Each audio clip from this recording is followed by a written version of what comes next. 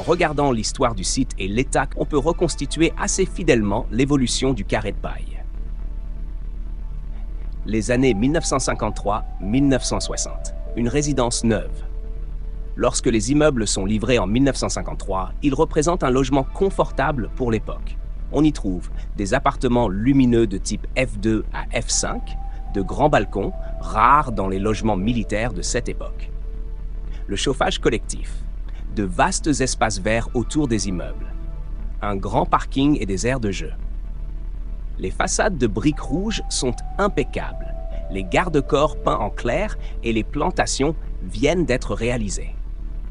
La résidence accueille principalement les familles des militaires de la base aérienne 103 de Cambrai-Épinois. Les enfants jouent au pied des immeubles, tandis que les militaires rejoignent quotidiennement la base. Les années 1960-1980, le carré de paille à son apogée. C'est probablement la période la plus vivante. Le quartier est animé, plusieurs centaines d'habitants, beaucoup d'enfants. Les appartements sont presque tous occupés. Les balcons sont fleuris. Les voitures des années 60 à 80 remplissent les parkings. À cette époque, la résidence est considérée comme un quartier résidentiel calme, réservé au personnel de la défense. Les immeubles vieillissent normalement, mais restent bien entretenus. Les années 1980-2000. Les bâtiments commencent à montrer leur âge. Les appartements restent occupés, mais l'isolation devient dépassée. Les cuisines et salles de bain vieillissent. Les immeubles ne disposent toujours pas d'ascenseur. Les normes d'accessibilité évoluent. Malgré cela, la résidence reste habitée. 2000-2012, les dernières années. Avec la restructuration de l'armée, la base aérienne 103 perd progressivement ses effectifs. De nombreux logements se vident. En 2012, la fermeture de la base entraîne le départ des derniers occupants. C'est le véritable tournant de l'histoire du carré de paille. 2012-2024, une lente dégradation. Une fois vide, le site se détériore rapidement. On observe des squats, des dégradations, des incendies, des vols de matériaux, des infiltrations d'eau. Les appartements du rez-de-chaussée sont progressivement condamnés par des panneaux OSB, exactement comme sur tes photographies.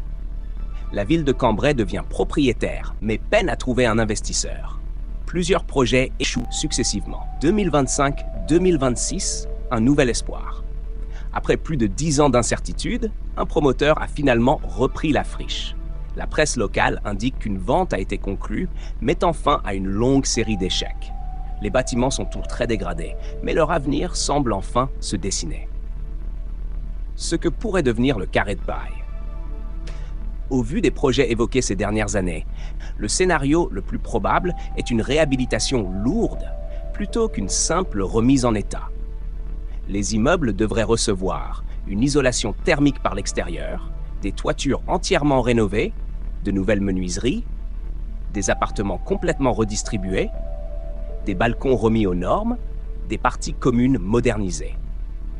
L'objectif évoqué est de créer des logements destinés en priorité aux salariés de Valley, avec des appartements meublés ou classiques selon les besoins. 3 scénarios restent envisageables. 1. Le plus probable, 70%. Rénovation complète des immeubles existants en conservant leur architecture en briques. 2. Possible, 20%. Démolition partielle des bâtiments les plus dégradés et reconstruction d'un ensemble plus moderne. 3. Peu probable, 10%. Démolition totale si le coût de la réhabilitation s'avérait finalement supérieur à celui d'une reconstruction. Un témoignage d'une époque. Elle montre probablement les derniers mois où l'on peut encore voir le carré de paille dans son état d'abandon. Façade d'origine de 1953. Logement muré, végétation envahissante et traces de plus de 10 ans sans entretien. Si les travaux annoncés aboutissent, cet aspect disparaîtra au profit d'une résidence entièrement transformée.